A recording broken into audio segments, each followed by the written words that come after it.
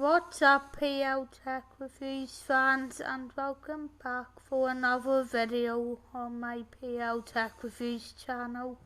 In this video I'm going to be reacting to PlayStation's Project Leonardo controller, which for those of you who are not up with the latest tech news is basically PlayStation's first accessibility controller, designed for disabled gamers who have to find other ways of gaming. If this is your first time watching any of my videos, this is basically a channel where I review technology from the accessibility viewpoint and give my thoughts on how everyday technology can become more accessible for disabled people. So if you're interested in that, please consider subscribing. This announcement was made back in January during CES. Let's now get into this. Game accessibility to me means connection. That allows everyone to enjoy the stories that we create. If there wasn't accessibility in gaming, it would be extremely difficult, if not impossible, for people like myself to play. It's about the games, and it always will be about the games. For some folks, it means being able to play a game comfortably. For others, it dictates whether that game is going to be able to be played and enjoyed at all. So playing games was a very personal experience for me because it allowed me to kind of play sports and engage in things that I really couldn't do as a kid. The greatest part about the new PlayStation controller is it's designed from the ground up to be not standard. The controller that PlayStation has developed offers the flexibility for the person to figure out how they would like to play and how best suits them during that stage in their life. Really, this new controller is a toolbox. And you'll be able to layer different buttons. You'll be able to move different buttons around so that you can make sure that you're hitting the right button combinations. The main thing I really liked was the way you could bridge over two buttons. So when you need to press two buttons at the same time, it was just one.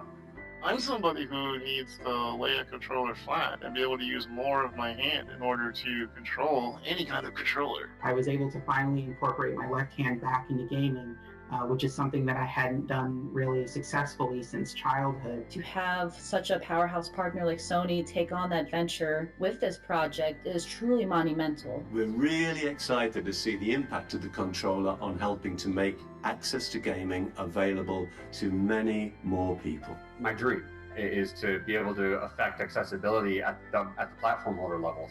I can't wait to see what the community is going to do with this once they get their hands on it. This controller is a big part of what it means to create accessibility, and I'm so thankful to be a part of it because it's life-changing, not just for me but for so many people in the world. I sort of feel bad now for creating that video a couple of years ago where I completely criticized PlayStation because of them not creating an accessible controller that was accessible for me in relation to allowing me to play PlayStation 4, but yeah. I'll just click back here a wee minute and let you see what the controller is meant to be like.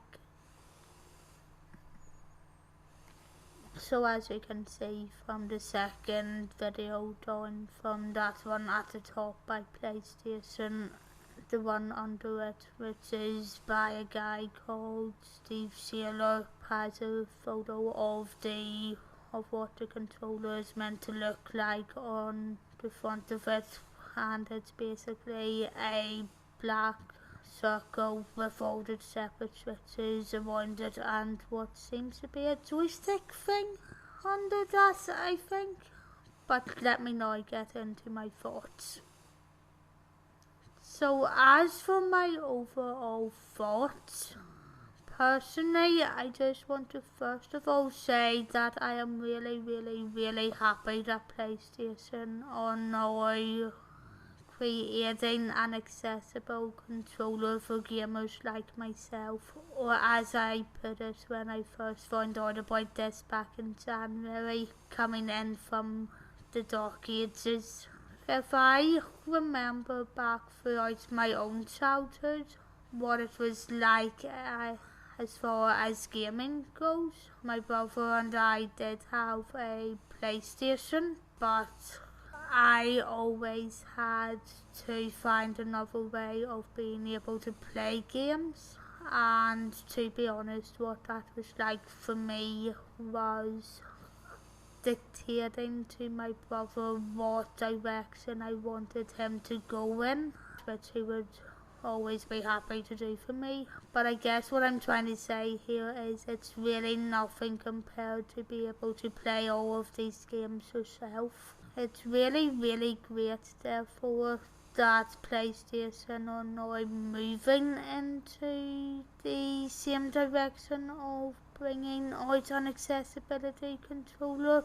Although I will remind you all that Xbox actually beat them to this a couple of years ago, hence why a lot of my videos so far have been sort of praising Xbox over other companies like PlayStation, which you really get to see a lot of in that video I did previously where I completely criticised PlayStation over the PS4. But that video is linked in the description below as well as in the card, and you'll also find a link to it on the end screen as well if you want to know all about it.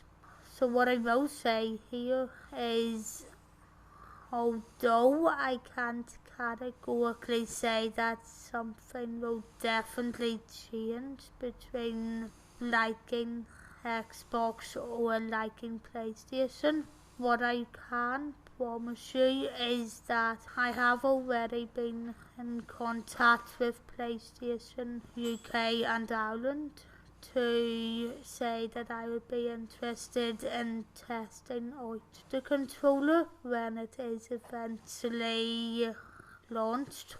But yeah, when it is launched, I will make it my ambition to test out the controller and to even see if I can loan in a PlayStation 5 to try it out on, and to see which one I do prefer, or if I even like both, and to try out the games.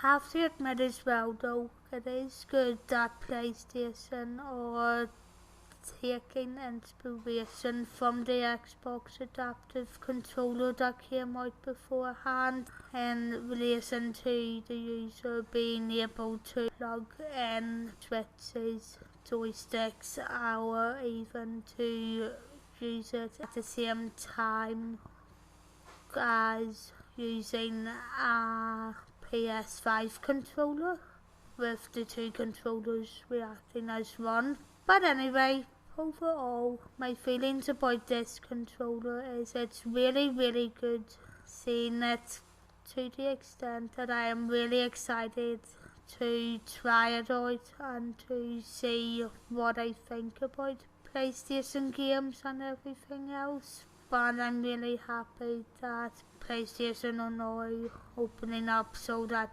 disabled gamers like myself will be more involved.